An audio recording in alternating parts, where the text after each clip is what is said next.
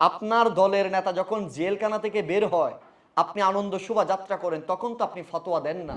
আমরা দেখেছি অনেক ইসলামী ব্যক্তিরা মন্দির পাহারা দিয়েছেন। কোরআন হাদিসের কোথাও দেখাতে পারবেন কিয়ামত পর্যন্ত মন্দির পাহারা দেওয়া জায়েজ? অথচ মুসলমান ইমানদার যখন জশ্নে জুলুস পালন করে তখন সেখানের ভিতরে হামলা করছে। জশ্নে জুলুস কি জায়েজ আছে? শরীয়তের বিধান কি? জশ্নে জুলুস অর্থ কি? কেন করা হয়?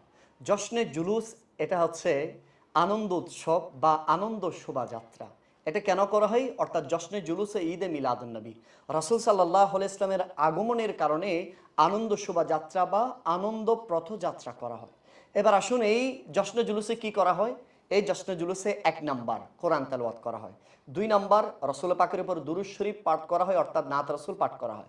৩য় নম্বর, এই জশ্নে জুলুসে তাকরীর করা হয়। ৪র্থ নম্বর, এই জশ্নে জুলুসে ইসলামের শরীয়তের হুকুম আহকামের বিষয়ে আলোচনা করা হয়। ৫ম নম্বর, এই জশ্নে জুলুসে হতদরিদ্র অসহায় মানুষ তাদেরকে খাবার দেওয়া হয়। ৬ নাম্বার, এই জশ্নে জুলুস থেকে দেশবাসীর জন্য দোয়া করা হয়। ৭ নাম্বার, এই জশ্নে জুলুসে আসার মাধ্যমে মানুষের পারিবারিক জীবন, সামাজিক জীবন, রাষ্ট্রীয় জীবন, একজন মানুষ যদি বেনামাজি থাকে জশ্নে জুলুসে আসলে সে নামাজি হয়ে যায়। একজন যদি রোজা না রাখে জশ্নে জুলুসে আসলে রোজাদার হয়ে যায়। একজন যদি সুন্নতে খেলাফের মধ্যে থাকে সে জশ্নে জুলুসে আসলে নবীর সুন্নাত দ্বারা নিজের জীবনকে সাজায়। এবার বলেন, কোরআন তেলাওয়াত কি নাজায়েজ? দুরূদ শরীফ পড়া কি নাজায়েজ? অন্যকে খাবার খাওয়ানো কি নাজায়েজ? বলেন এবার, রাসূল পাক সাল্লাল্লাহু আলাইহি ওয়াসাল্লামের প্রশংসার নাত রাসূল পড়া কি নাজায়েজ? জশ্নে জুলুসে এই কাজগুলো করা হয়, এর বাইরে কোনো কাজ করা হয় না। কিন্তু আপনি যে জশ্নে জুলুস ঈদে মিলাদুন্নবী সাল্লাল্লাহু আলাইহি ওয়াসাল্লামের বিপক্ষে ফতোয়া বেদাত বলছেন, কিন্তু যুব সমাজ যে জশ্নে জুলুসের বিপরীত আরেকটা কোথায় যাবে, কোন অনুষ্ঠানটা করবে? আপনার দলের নেতা যখন জেলখানা থেকে বের হয়, আপনি আনন্দ শোভাযাত্রা করেন, তখন তো আপনি ফতোয়া দেন না। আপনার অমুক ব্যক্তিটা যখন অমুক শহরে আসে, শহরের চারিদিকে আপনি আনন্দ মিছিল করেন, তখন তো আপনি ফতোয়া দেন না। আপনার অমুক ব্যক্তিটা বিদেশ থেকে দেশে আসার কারণে আপনি আনন্দ শোভাযাত্রা করেন, তখন তো আপনি ফতোয়া দেন না। আপনার অমুক আমিরটা অমুক এলাকায় গিয়েছে, সেজন্য পুরো ২-৩ ঘন্টা ব্যাপী পুরো রোড ঘাট বন্ধ করে আপনি যে আনন্দ শোভাযাত্রা করছেন, তখন তো আপনার ফতোয়া নাই। অথচ আল্লাহর কোরআন সূরা ইউনূসের আল্লাহ পাক রব্বুল আলামিন বলছেন, বিসমিল্লাহির রহমানির রহিম, কুল বিফাদিলিল্লাহি ওয়া বিরহমাতিহি ফাবিযালিকা ফালইফরাহু।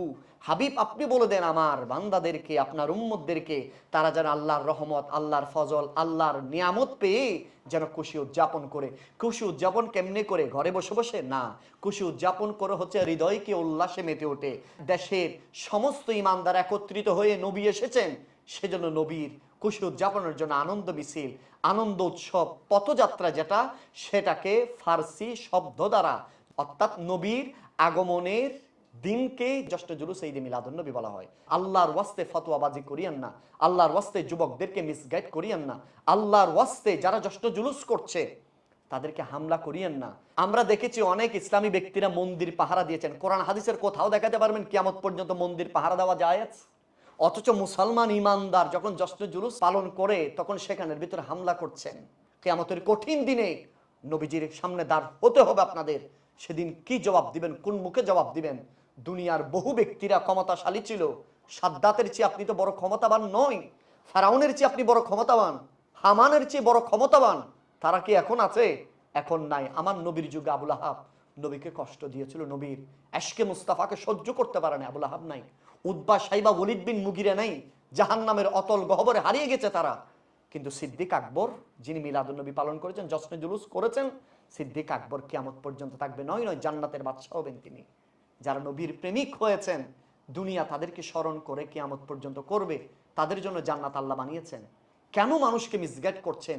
কেন মানুষকে ভুল ফতোয়া দিয়ে মানুষকে ইসলাম, মোহাব্বত রাসূল, তাজিমে মুস্তাফা থেকে দূরে সরাচ্ছেন? কিয়ামতের কঠিন দিনে আপনাদের বিচার দিতে হবে এবং দুনিয়ায় আপনাদের সময়টা ভালো যাবে না, লাঞ্ছনার সাথে যাবে। দুনিয়ায় তারা লাঞ্ছিত হয় যারা নবীর দুশমন।